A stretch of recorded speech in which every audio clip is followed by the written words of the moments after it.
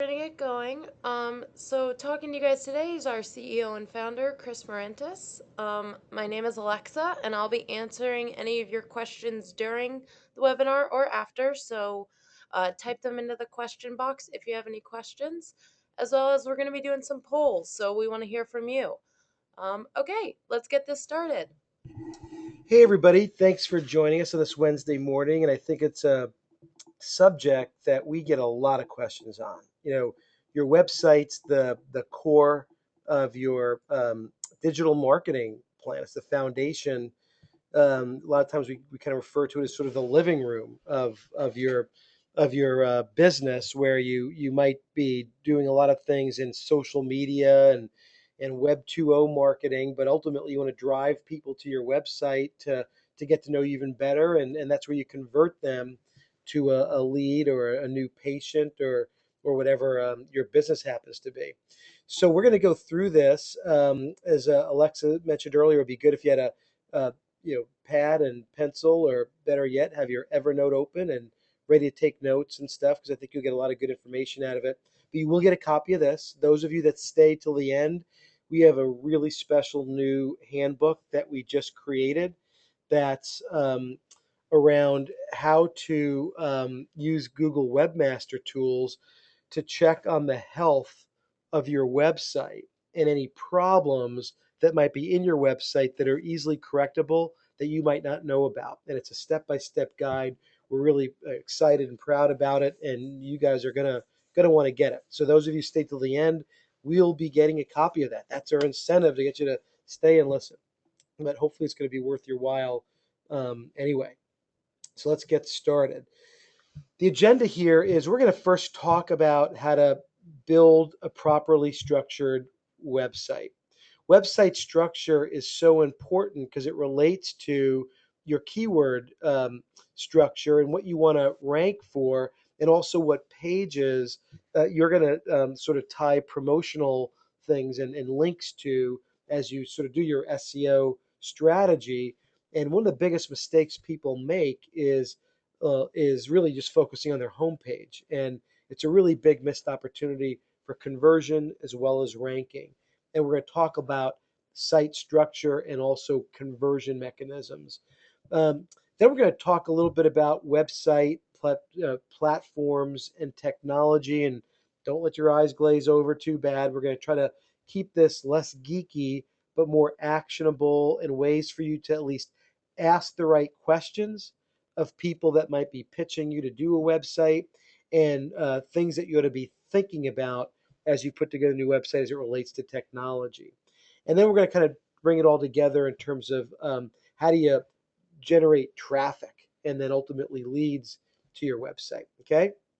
So with that, we are going to get going. But before we do, we want to get a better idea of just where you guys stand in terms of your website. So we're going to do a poll here, and Alexa is going to give you that poll to do right now. Hi guys, I just launched the poll, so if you could answer. We just want to know before we start what the biggest problem you have with your website is. Lack of leads, you don't like the look and feel, the content, you're not happy with what you're producing, you don't have any tracking at the back end, or maybe a couple of them. You can click more than one or all. It'll help us personalize this webinar more to you guys, and yeah, so let's go about 30 more seconds. So keep voting, you're doing great. All right, guys, keep going. We're going to keep, we have good participation, but we need more. So we're going to keep this open for about another, 10 seconds. And in five, four, three, two, one, we're going to close the poll. So interesting. So not a big surprise here. Lack of leads is, sort of the number one um, issue that you guys are identifying. And we have meetings all day, every day about that very subject. So I think it confirms what we know. Some of you aren't happy with the look and feel, content, no tracking in analytics, 15%, all the above 8%. But what's interesting is some of these other aspects like look and feel, lack of content, definitely will have an impact on leads, and we'll get into that in a minute. All right, so let's keep going. So some commonly asked questions that we get, and we talk to businesses like yours all across North America every day. Number one is, why am I not generating leads for my website? You guys just confirmed that that is your number one question. So that's awesome. Um, we also hear a lot that people build websites, but there's some things that they've got some folks in their company that could do to add new content, add a new promotion, add a blog post. But it's really difficult because it's either hard coded, what we call hard coded, or on a platform they don't understand. A lot of people ask, "How can I do that?" And we'll address that question as well. And the third question is, how do I use content on my site to attract audiences? You know, Content is the single most important factor in the new web today. And we're going to spend the last part of this just talking about the whole content piece of this because it's so important and answer your question there. So let's kind of start with a agreement here, guys. An agreement on what good site structure at a high level looks like and why we want to do it. Okay.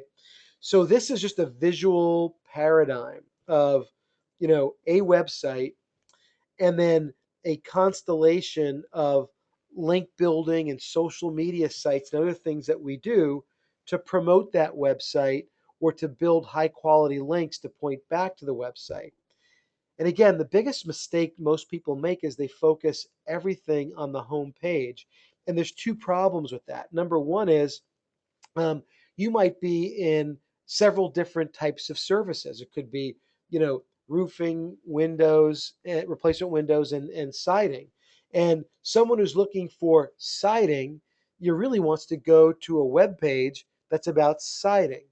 And you're going to improve your conversion rates by trying to attract traffic to the right pages based on what people are searching on. So that's the one of the primary reasons that you want to organize your site into landing pages, and then you can construct a linking strategy that makes sure that you link to all the different landing pages. So it's going to make those landing pages more visible because they're about that one subject. They really hit it hard, and it's more people are going to convert because you're landing them on a subject they're interested in versus more of a general subject they have to hunt and peck their way down to that page. Okay? Makes sense, everybody? So let's move on to what this sort of looks like when you execute it. You got to start with a planned sitemap for your website. This is an example of one. It happens to be a little bit in the medical space here. But the idea is we want to take the home page and we want to start to map out what's the different types of content areas that we want to have. And then what do we want to kind of have people drill down into? What does it look like? So we can start to identify what are going to be the main pages we want to optimize in SEO. One of the important things that you want to understand is, very rarely do you optimize an entire website. It costs too much money to do that.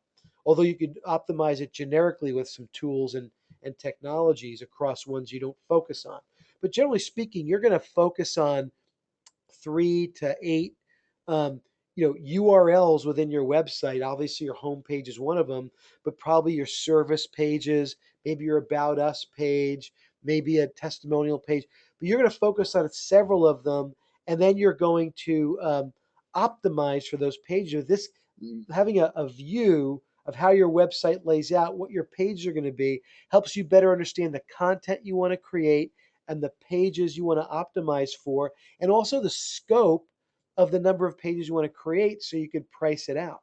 Okay. Now, here's an example of one of our home improvement companies where we also then take a look at a spreadsheet. We look at the different major pages that we want to optimize for, and then we sort of break down what those pages are going to have on them. Everything from social media links to requested quotes to phone numbers, everything that we want, and what do we want in terms of the templates, what we want built in these different website pages. Okay.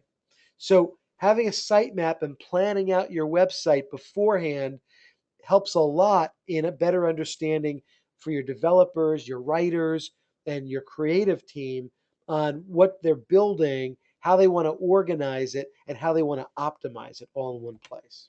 Okay, guys? So, how do you turn a properly structured website sitemap into a website?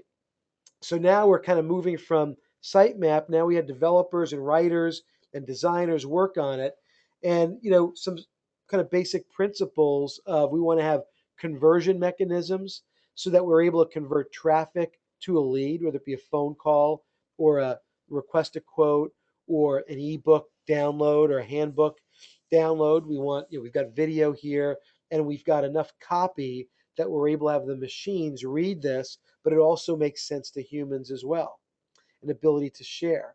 So, kind of like zeroing in on these ideas a little bit more, the idea of having a call to action, we like to have at least 3 call to actions on the targeted URL landing pages, whether they be SEO landing pages within your site or pay per click landing pages outside your site. You want to have things like phone number, and ideally you want to be able to have a phone number that you track that becomes part of your Google Goals setup.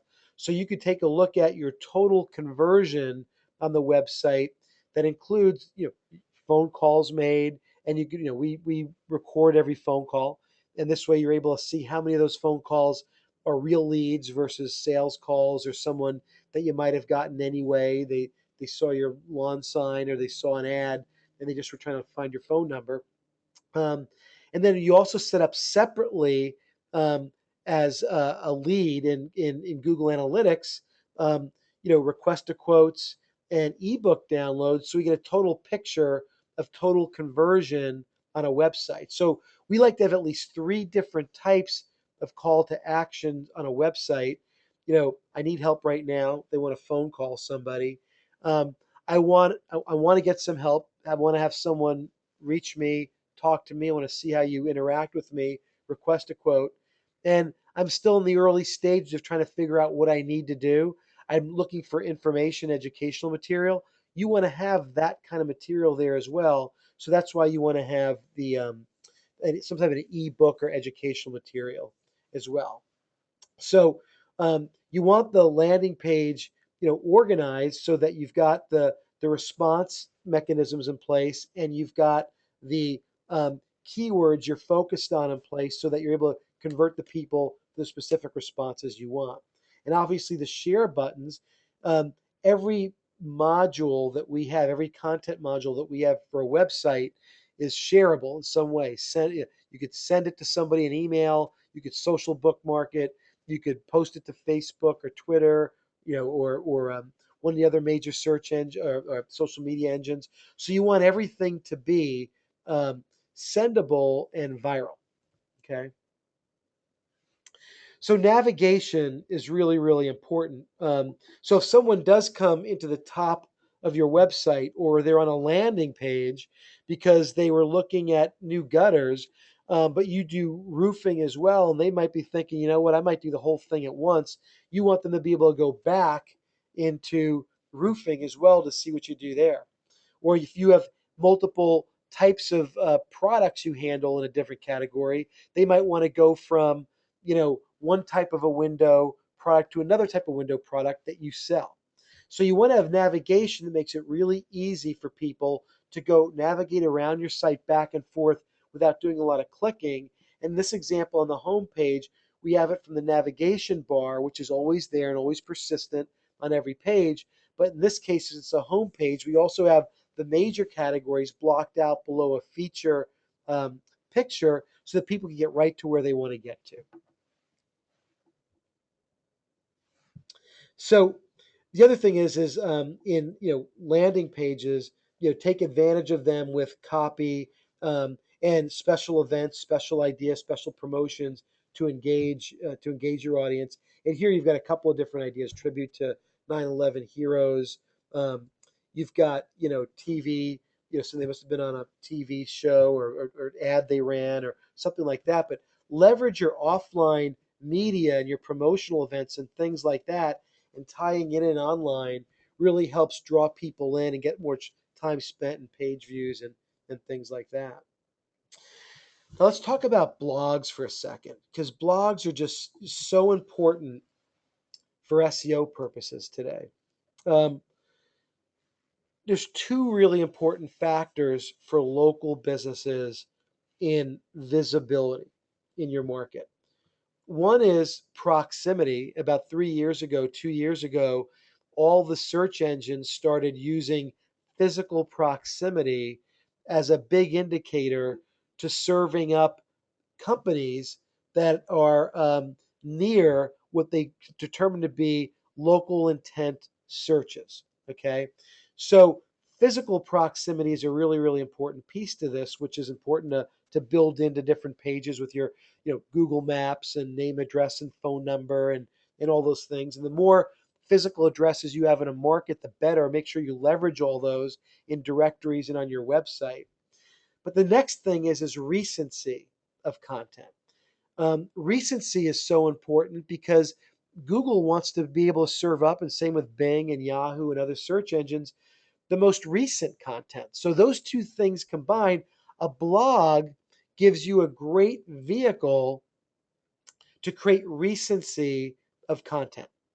Because if you could do a blog post once a month that only has to be 350 words, 450 words, um, with the right headlines that are kind of tapped into the keywords you're trying to focus on and such. And if you could actually set up, if you're using the right types of content management systems, you could set up each blog post to actually index to the search engines as a separate page. So it looks like you're adding all this fresh content. And with the keywords that you're using in the content, it looks like content that appeals to the keywords you want to be visible for. So, so blogging is really important. The single most important thing you can do for SEO. Don't get frustrated if it's going to take a while to create any kind of a following, even if you do create a following. If you want to focus on blogging a little bit, we have some clients that do an excellent job. We write it for them, but they give us great content about their dog, about the sports team that they sponsor too, about client meetings they've had, how they realize that clients need to understand certain things, or a new product that's coming out.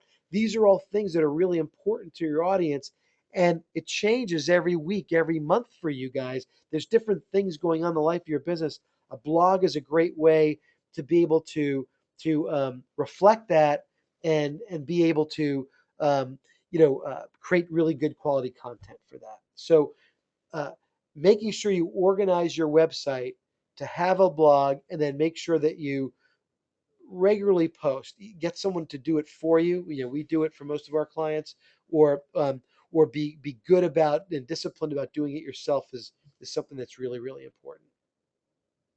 So let's talk about on-page optimization. We're not going to get into a lot of SEO principles off your website, social media, all that other stuff. That's another whole nother topic, whole nother webinar. But on-page optimization is still something that's really, really important. And it's really what we call meta tags, that are special instructions that let the search engine spiders, the machines, know what you think is really important on different pages. And there's all kinds of geeky things like conical and robot, .txt, and all these other things that we do that signal the pages we want, the search engines to focus on, and all that other neat stuff. There's also meta tags that are descriptions about your business, that just, keywords you're trying to do a description that you would like to show up when in the search engine results page. When your business comes up, there's a description that you'd like to show up. When I say like, I do mean like, because Google will take what you've given them, and then they'll actually interpret it their own way and put it on there. So it's something you need to play with and optimize over time. Um, so you want to make sure that your meta tags all reflect the keywords, the strategies, the kind of focus about your business and such. Okay. Now, one thing you want to make sure you're not doing is what we call keyword stuffing. So don't get too crazy about stuffing everything you can into copy or headlines. This has to make sense for machines, but it also has to make sense for humans, those things that are seen by humans, like headlines and copy. Okay, so that kind of like gives you the overview of the website. So now we're going to do another poll that Alexa is going to tell you about. Hey guys, so now we're going to go into a little bit about talking about CMS, content management systems. So we just want to get a quick feel about what you guys are doing, what you're using on your site. If you could answer real quick, if you're using a CMS that has a responsive design, uses the whole brand new HTML5, mobile optimization, and if yours doesn't, or you don't know what we're talking about, don't worry, we'll let you know what it is. Okay, we're going to give you another few seconds to finish voting. You have great participation rate again. So we'll give you a 5, 4, 3, 2, 1. We'll close the poll. Interesting, 50-50. So for 50% of you, hopefully this will give you an idea. Those of you who do know what a content management system or are using content management systems, um, how to make sure that you've got sort of the latest upgrades to the content management systems. Most of them will allow you to upgrade them, but sometimes if it's too dated, you might have to redo your website in the latest update. But for those of you who don't, we're going to tell you about content management systems and why they're really important for you to think about for your website. Okay. Um, so back to the slides here. There are three kind of important things. There's a lot more, but three that we really want you to focus on. One is, you know, your website should be built in HTML5 now. It's the updated web coding language, and we'll tell you more about why that's so important. But it's going to be more important for local and for kind of better viewing with the diversity of different types of browsers and units. The other one is mobile responsive. There's a very big discussion, and a lot of people probably trying to sell you guys things like mobile websites, and we'll tell you about what a mobile responsive design is and why we think it's a better way to go. And then thirdly, we'll talk to you more broadly about content management systems. We happen to like WordPress. We'll tell you why, but we work with a lot of Joomla, a lot of different ones. Um, and then some plugins if you are WordPress focused about and why we use those and how they help you. Okay. So HTML5. Now, the biggest kind of thing I love about HTML5 is that it actually sniffs the browser connection that's connecting to your website, and it has a built-in video player and will play the right player for that person's connection. And I know how frustrating it is for me when I go to a website and the browser I use Chrome sometimes, and I use Safari sometimes, and depending on what I'm using, I might not be able to get video for some sites and get video for other sites. HTML5, right, is built recognizing, it's agnostic to the type of browser, which is really, really important to get more people being able to see your entire site and all the things you do. The other thing HTML5 does is it supports geolocation and making location directly available on a compatible browser or an application on a website. Now, this is going to become more important down the road as we get more familiar with HTML5 as developers and we start developing really special, cool things that are going to help flag people leveraging that proximity piece that I was telling you about that we want to do on the website. Um, and also HTML5 allows for really great web forms, better text and data validation and security and stuff like that. And it also works best for mobile phones. HTML5 is mobile friendly, and that's why HTML5 is used for mobile responsive uh, web design, which is what we're going to talk about now. So um, there's a lot of talk between, do I need to have a mobile website, or how do I, because right now there seems to be a lot of companies making an awful lot of money selling people mobile websites. And not to say that it's a bad thing, but in our judgment, um, using a mobile responsive design allows you to take one website that you're driving all your traffic to, and then be able to customize the view of that website to specific devices, smartphones, um, you know, uh, iPad, and other types of pad type devices, um, notebooks and desktops. So with one website, you're able to customize the view.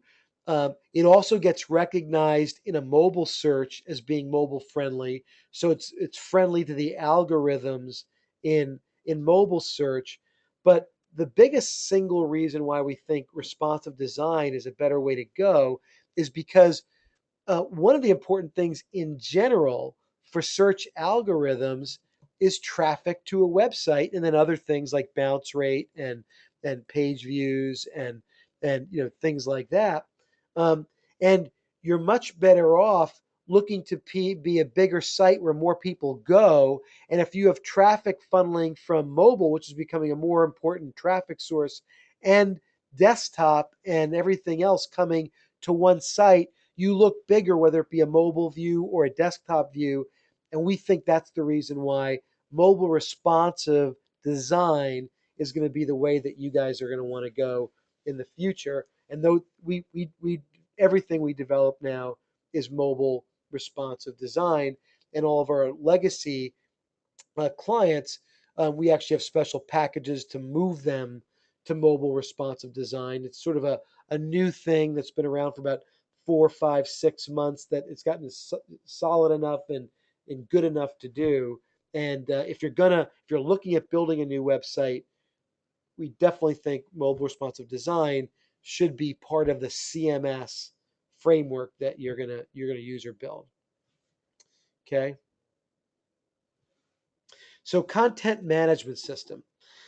A content management system, you remember the old days, old days are probably like 5 years ago, maybe even 3 or 4 years ago, where you had to, what we call hard code websites. And it used to cost, nine, 10, $15,000 to do a website, because everything had to be original coding, hard coded. Um, and then, God forbid you wanted to make a change to that website. It was a big project as well. Well, a content management system allows us to create a publishing framework. So, in effect, it allows you as a company to actually have the same power of publishing as, let's say, a big website like Time Magazine online or other things, because it makes it really easy to add content and to tag that content and develop, meta tags for that content and do all kinds of things for that content. So you really will not need to have a lot of outside technical help to do certain types of things. If you want to change code or do some bigger things, you would, but it wouldn't be, for most things too, it wouldn't be all that expensive depending on what you want to do. So, um, most CMSs include a web-based publishing format, and SEO tools, and kind of indexing tools and search tools, things like that. There are two principal, big CMSs that I think are worthy of consideration: Joomla and WordPress. They're both great. They both do really great things in terms of being able to address the needs of responsive design. Somewhat easier to use. WordPress is a little bit easier to use. That's one of the reasons why we favor it. Um, The other reason why we favor WordPress is it is by far the biggest content management system in the world. I mean, tens of millions of sites are run on WordPress. And there, just to be clear, there's two things. There's WordPress.com, which is a blogging platform where they host your blog on that site. That is not the WordPress I'm talking about. There's also WordPress where that same code is created what we call an open source platform, open source, where you could just take that code, and by the way, that code is free. Now you could buy themes. Developers create themes that make it easy to, then just custom design a theme, and you're off and running.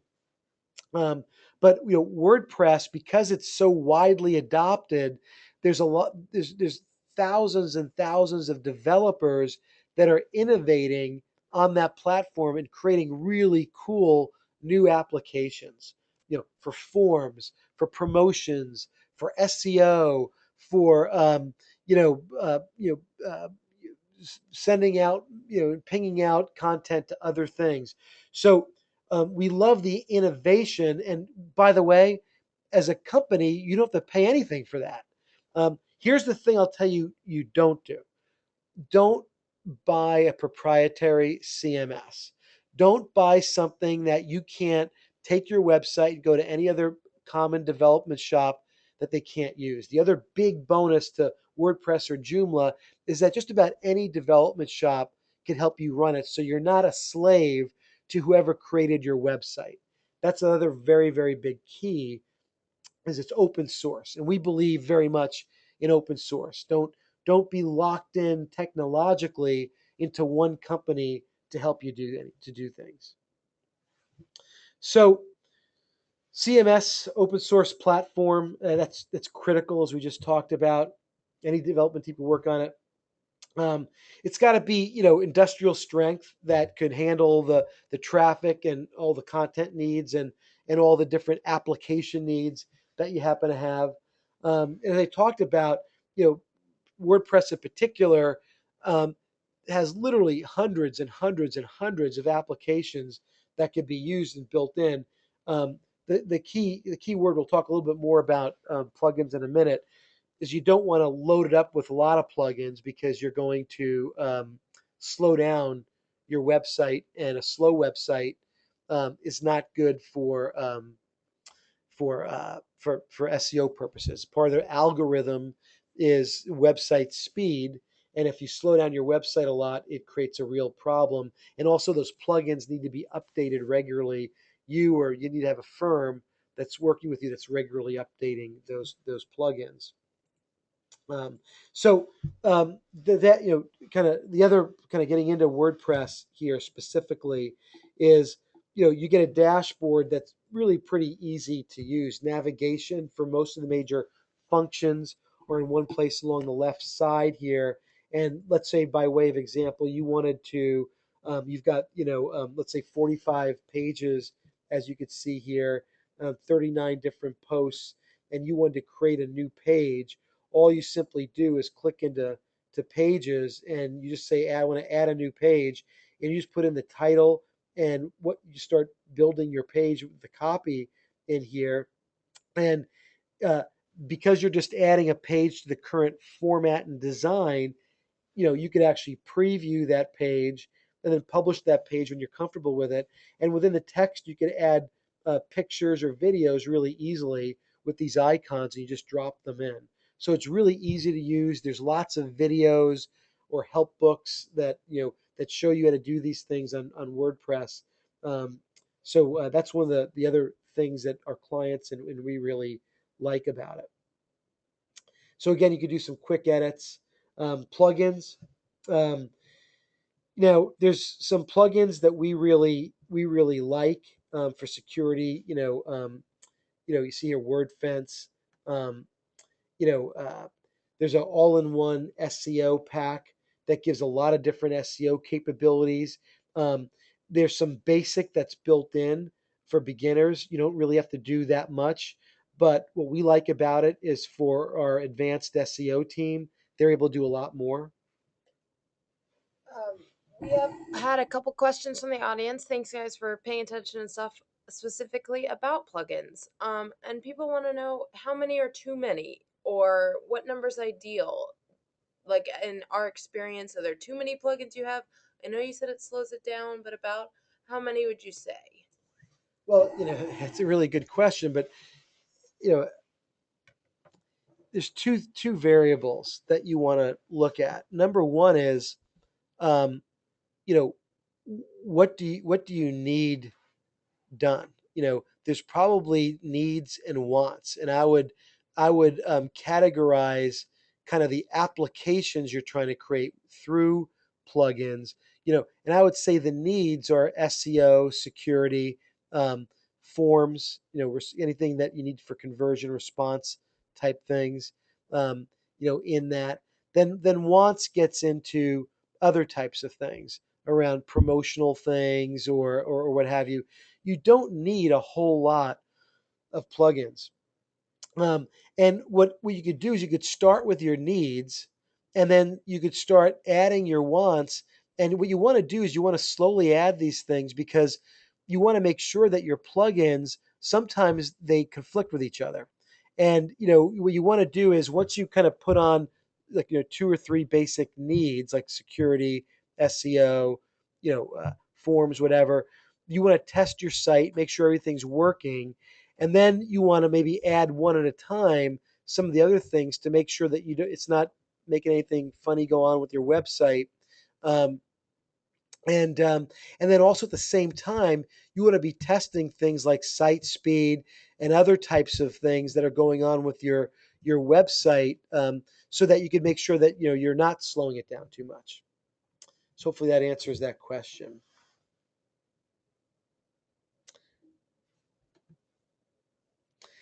All right, so we're getting into content, and we have another poll that Alexa's going to talk about.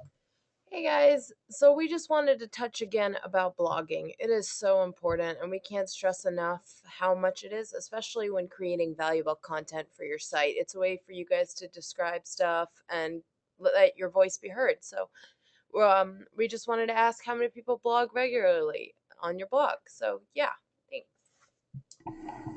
All right, guys, we're going to keep this open for another couple of seconds, um, and you could close the poll. Good participation, guys. So looks like for those who are not doing it, that's not unusual, and it's not your fault. It's something that's really hard to do and organize and think about. Um, one of the things that I would tell you is that creating an editorial plan, um, every month prior to the month that you're planning for, um, is going to be really important to help you figure out subjects, and if you think about what's going on every day in your business, new employees you're hiring, new new products or services, new manufacturers you're representing, um, seasonality that happens in your business, events you might be going to, in your local market, you know, local types of teams or schools or things like that you support, or causes that you support. All those things make for great blog posts, and they're not that hard to do if you just spend about a half hour thinking about all the things going on. And by the way, you need to do that anyway for all the different types of content you want to create and distribute, which again, we're not going to get into a lot of stuff here, um, that we do off the page. What we're going to talk about here, though, is creating compelling content, because it's content is the honey that attracts the bees. And what we're going to do is we're going to build this big digital footprint. I showed you that second slide with all those things that create links into the different pages of your website. But we want to promote things that are interesting and relevant. So blog posts are certainly part of that, but there's lots of other types of content that you want to create to establish your authority, your thought leadership, your leadership in your community. Um, so you can attract, people linking to you and doing things, and promoting you. So So site content. There's stuff right now in the normal course of your business that you guys are probably already doing, like before and after pictures. Um, some of your guys probably have smartphones on them that have videos and pictures, they're capable of being created. Do they have a heads up about taking pictures when things are being done, or taking a video of a client who happens to be telling them what a great job you guys just did? Thank you very much for that work. But building process and systems around your normal workflow and capturing those opportunities for pictures and for video are really, really important. And blog posts, as we just mentioned, planning for those could be really good as well. Um, and then what you want to do is you want to engage them in calls to action. Um, so with the content that we have, to the degree we can do it, we want to sort of give someone valuable information in return for their email and their phone number and their name, so that we could then kind of market to them and nurture them, and make that lead into an in-home visit, ideally. So so not you're not going to do that with all your content. People are not going to give you the name and email address to look at before and after pictures, but it's a great thing to promote on Facebook or in Google Plus, or somewhere else, to say, hey, look, here's some great before and after pictures of a job using this particular new product that just came out. People are going to love to look at that kind of a thing. So that's what you want to use content for. Now, what you can probably do that exchange of, hey, I've got some valuable content. Give me your name and email address and phone number, and you could download this for free. Or things like handbooks and case studies. We'll talk a minute about infographics too. But there are some people who are going to be searching for your types of services that are in the mode to be more educational and information, or more we call upper funnel in marketing. They're more in the, I want to know more about this stuff and make an educated decision. You want to be the one educating them. You want to be the authority. So you're doing things like handbooks and case studies allow you to be able to do that, and they're valuable enough where people will say, "Yeah, I'll give you my phone number, and I'd like to kind of look at this." And it gives you a way to follow up. Same thing with infographics.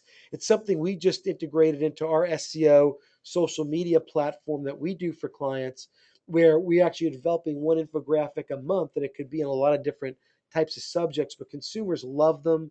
They're easy to understand if you do them right, and contain a lot of information. So, key takeaways from this webinar as we kind of wind this thing down. Number one is, have a properly structured website, structured for SEO purposes and landing page purposes, and structured for conversion purposes for the different types of modalities people will come there. Need help now for a phone number?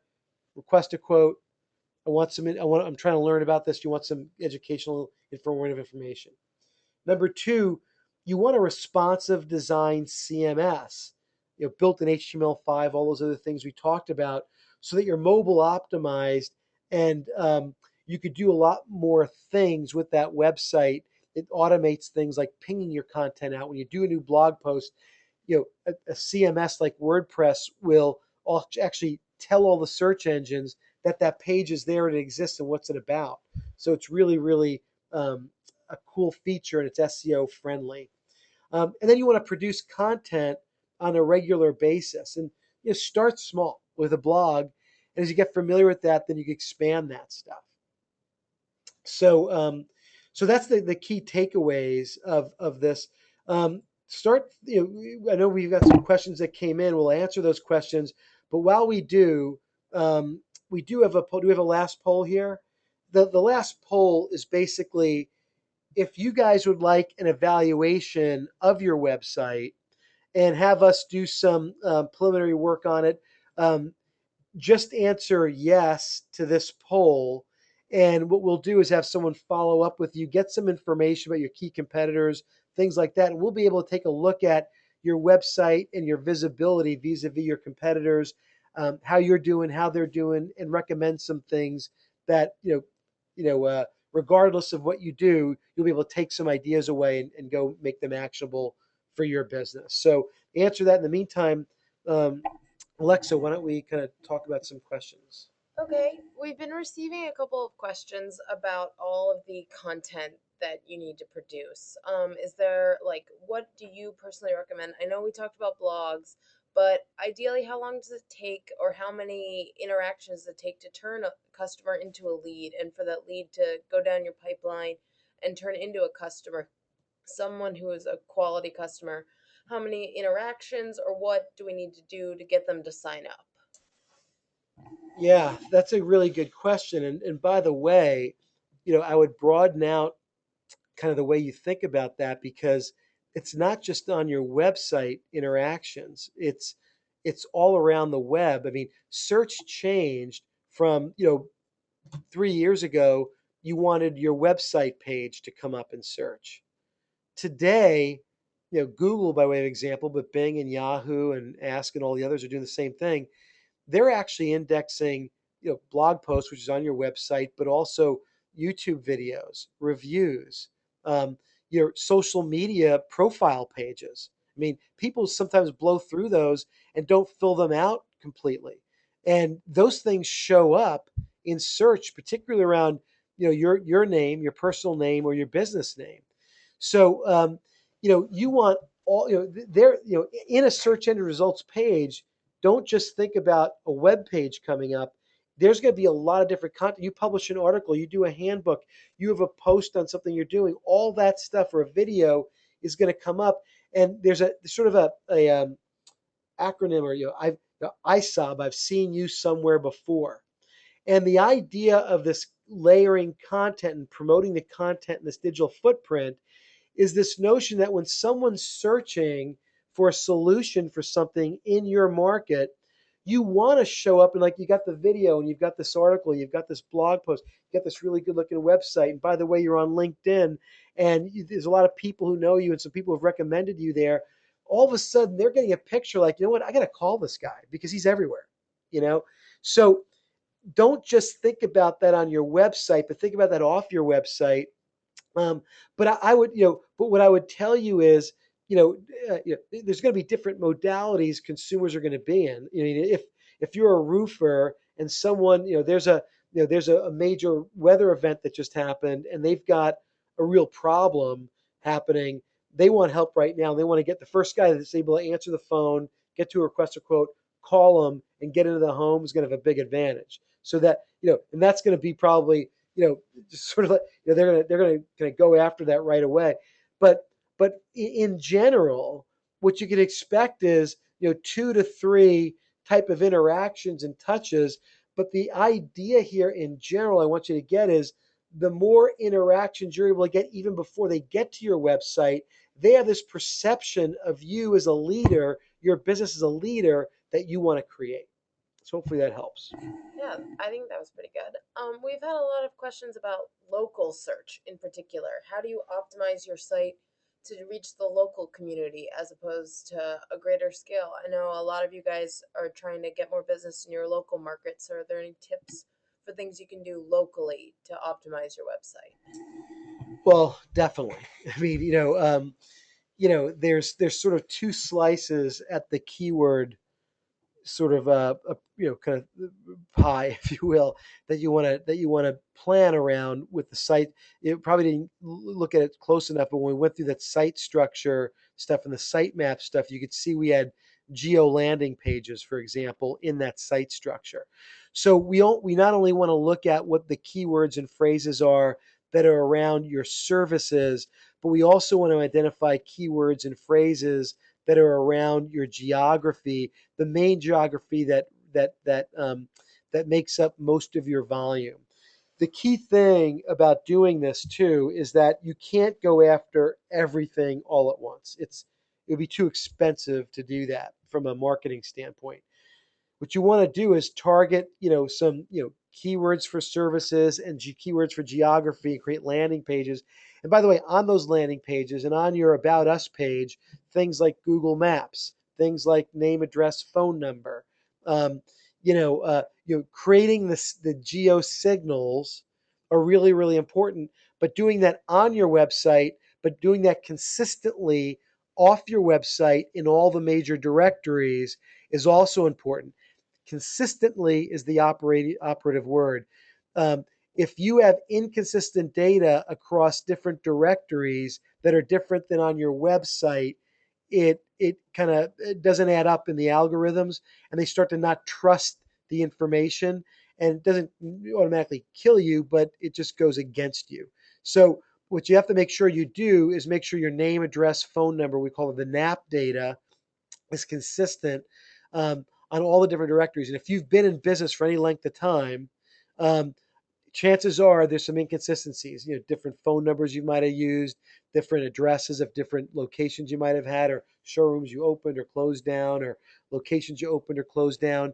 And it's a very good idea to get your business listings in shape and consistent with your on website NAP data. I think we're gonna go with our last question here. We've had a lot of people ask about tracking. What is like the best practices on your website to use with tracking? Do we recommend any tracking systems, or what kind of tracking should people use? Yeah, Google Analytics for most cases, unless you're a very big, sophisticated e-commerce site.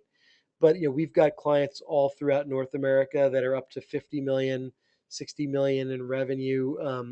Local businesses, and Google Analytics is awesome, and it gets better every month with new features.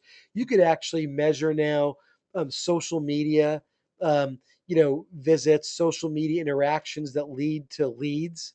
So if you've got leads set up, in goals, if you got goals set up, in as they call them in Google Analytics, and goals by the different, phone calls, request a quotes, ebook downloads, all the other different things that you've got, you could actually measure the social interactions that caused a goal or inferred a goal, or a conversion. Um, it's just awesome. You can look at things like, the trend of organic search, percent of traffic that's organic search, to know whether your SEO program is working. You could, look at the percent of traffic referred from search from social media sites, to see how your activity on social is working for you. So Google Analytics is the way I recommend. And again, just like with websites, proprietary systems I find are not good because they lock you in. Um, a lot of companies will try to lock you into their proprietary, reporting system, and that's awful, because as if you move to different companies, you can't take your reporting with you, so you have historical data over the course of your company, and historical data is so important. Um, for evolving your marketing and knowing where you've been, where you are, and where you're going. And Google Analytics is open source, so everybody could use it. So we think Google Analytics is the best way to go. All right, guys, we are going to wind this up. Surefire Social, just a couple of things on us. We deliver personalized, comprehensive digital marketing strategies, um, hyper local and focused on lead generation. You can find out a lot more about us at surefiresocial.com. We actually have a book that's called the Google Magnet, that if you went /Google, you could find that. But there's a book that we can give you on how to use Google Webmaster Tools to clean up all the problems with your website. And Alexa, we can put up a poll for them to be able to get that book. It's gonna be, because you guys stay to the end of this, you'll be receiving it with the email with all the slides. Awesome. So this is the book you're going to get. So you're going to get that when we follow up with an email. And that is me with a lot of great Photoshop. So listen, guys, thank you for joining us. Hope you enjoyed the webinar. And next month we'll have another great webinar. So keep an eye out for that. And please give us a call and let us know how we can help you. And good luck and have a great day.